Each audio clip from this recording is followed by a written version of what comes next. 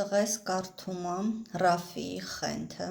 ու եկել է իմ հետ քննարկումը, ասում է արդեն 80 էջ եմ կարդացել ու ուզում է իմ հետ կիսվի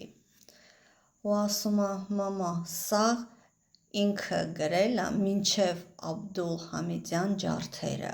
ու բնականաբար մինչև ցեղասպանությունը ու ասում է իր ամբողջ գիրքը դա զգուշացում է, որ էդ լինելու է, ջարդեր են լինելու ու հայերը չեն ուզում ընդունեն ու ինքը բացատրում է հայերի հոգեբանությունը, ինչ են հայերը սխալ մտածում ու սխալ ապրում, որը կբերի ջարդերի։ Ռաֆիի ասելով հայերի հոգեբանությունը էն է, որ իրանք մտածում են ճիշտ քրիստոնյա լինելը էն է, որ լինես գառ ու սուս ու փուս ընդունես ինչ քո հետ կատարվում է ու դրվագ ա բերում քրդերի մասին, որտեղ 6 աղբեր են ու մի քույր է ու մի հատ քուրդ գեներալ այդ աղջկան գեղեցիկ հայուհուն հավանում այդ երեխուն ու հետևից է անգել ու աղբերների մոտեցումը 4 աղբերը լինելով իսկական իրանց մտածելով իսկական քրիստոնյա իրանք ասում են որ ուրեմն հայերի բախտը տենց է, ուրեմն մեր քրոջ բախտը տենց է, ուրեմն պետքա լուռ ու մուրճ ընդունենք դա, ուրեմն ինքը պետքա գնա այդ քրդի հետ, ամուսնանա հետը իր երկրորդ կինը դառնա, որովհետև տենց է, բախտը տենց է դասավորվել։ Իսկ այն երկու աղբերը դեմ են դուրս գալի դրան ու ասում են, որ տենց չի։ Դու չպետք է լինես գառ ու ընդունես ինչ որ իրանք անում են, դա Աստվածն է քեզ տվել։ Ասում եմ մենք երկուսս էլ մենք էլ քրդերն էլ ծնվում ենք նույն ձև ու տկլոր ու առանց ոչ մի բանի։ Այն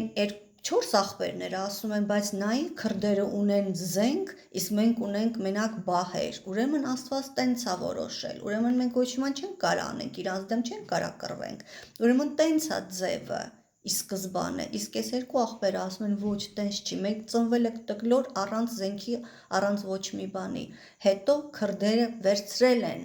զենք, իսկ մենք վերցրել ենք բահ։ Այդ մեր ընտրությունն է։ Որտեղ ասում են դուք ասում եք, որ Աստված է տենց ամեն ինչ արել, որ քրդերի մոտ զենք լինի, իսկ մեր մոտ բահ լինի, բայց եթե քուրդը հարձակվի վագրի վրա ու վագրի մորից ուզենա իր ձագուկին վերցնի, դու դառնում է ինձ ձոքը, եթե իր ձագին վերցնի, վագրը մեջտեղից քուրդին, բայց երբ որ քուրդը գալիս է հայի երեխուն վերցնի, հայը ասում է դե ուրեմն տենց է, Աստված տենց է ուզել, մենք պետք է զոհաբերենք, մեզ Աստված տենց է որոշել։ Ու Ռաֆին ցույց է տալիս դա, որ հայերը ինչքան սխալ են մտածում, քրիստոնեությունը ոնց են սխալ հասկանում ու ինքը զգուշացնում է իրանց, որ ձեր մտածելակերպի պատճառով մենք կզոհաբերվենք։ Իհարկե հայերը չեն մեղավոր,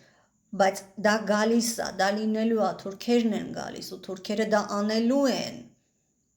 բայց հայերի մտածելակերպը չի թողում, որ հայերը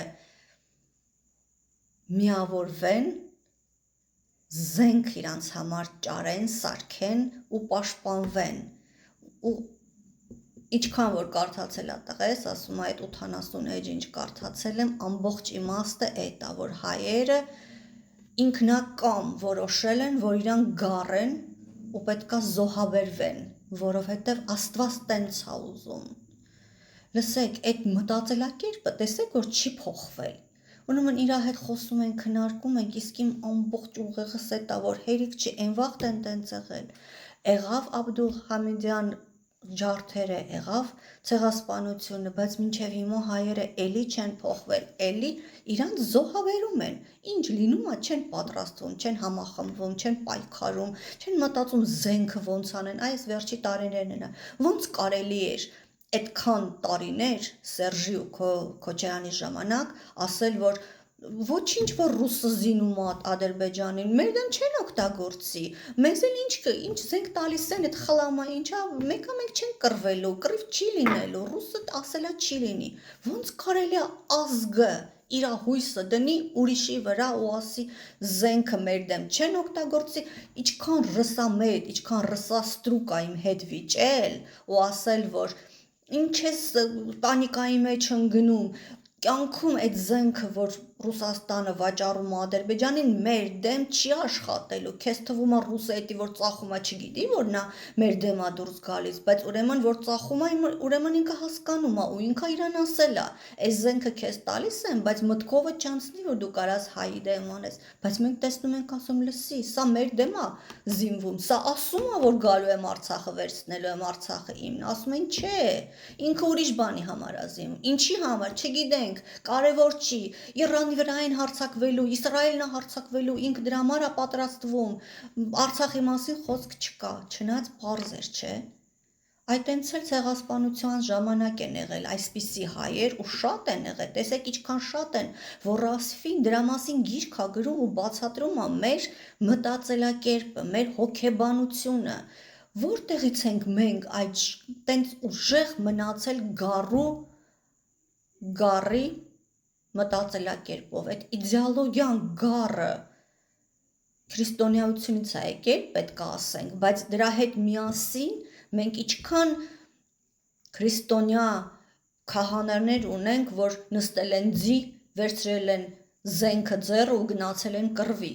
Արցախում էլ դա արեցին, իրան գառ չեն, ախր իրան գառ չեն, ոնց կարա մեր եկեղեցին մեզ սովորացնի գառ լինելը, եթե մեր քահանաները կռվող քահանա են։ Դրա համար ես չեմ հասկանում, այս որտեղից է գալի ազգի մեջ տոտալ գառի գաղափարը։ Այնքան ուժեղ է, որ Ռաֆին դրա մասին գիրք է գրել, որ դա մեր ստոպ գիրքն է, չէ։ Ինչ եք կարծում, ինչ կասեք։